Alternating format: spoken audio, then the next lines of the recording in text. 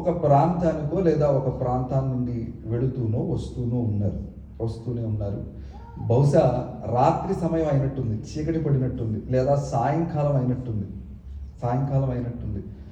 దోణిలో అందరూ కూర్చొని ఉంటే ఈలోపు గొప్ప గొప్ప ఈదురుగాలులు రావటం ప్రారంభించాయి. యేసు ప్రభు వారు బాగా అలసిపోయారో మరి లేదా కావాలని నిద్రపోవటానికి వారు తల వాల్చారో తెలియదు, కానీ యేసు ప్రభు వారు నిద్రిస్తున్నట్టుగా 3 సువార్తలలో కూడా చెప్పబడింది.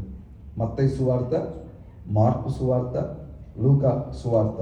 ఈ 3 సువార్తలలో యేసు ప్రభు వారు నిద్రిస్తున్నారు. ఒక చిన్న మాట ఇక్కడ మీకు నేను జ్ఞాపకం చేస్తాను. ఆ పలానా సంఘం గురించి పేరెత్తను, కానీ పేరు చెప్పకుండానే వారు నమ్మే సిద్ధాంతాన్ని మీకు జ్ఞాపకం చేస్తాను. వారు నమ్మేది ఏంటి అంటే, దేవుడు అసలు నిద్రపోతాడా?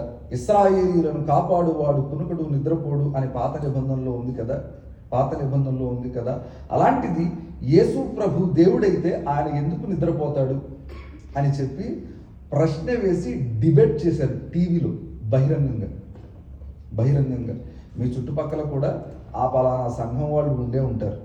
ప్రతి చోట ఉన్నారు, ప్రతి ప్రాంతంలో కూడా ఇలాంటి వారు ఉన్నారు.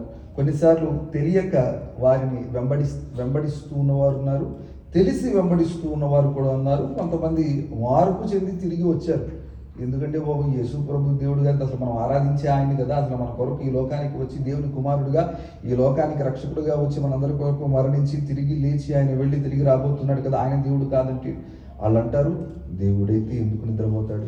Why would he sleep if he is a god? Can God sleep అనే ఈ ఒక్క మాటను సిద్ధాంతపరంగా తీసుకొని యేసు ప్రభు దేవుడు కాదని వాదిస్తూ ఉన్నారు.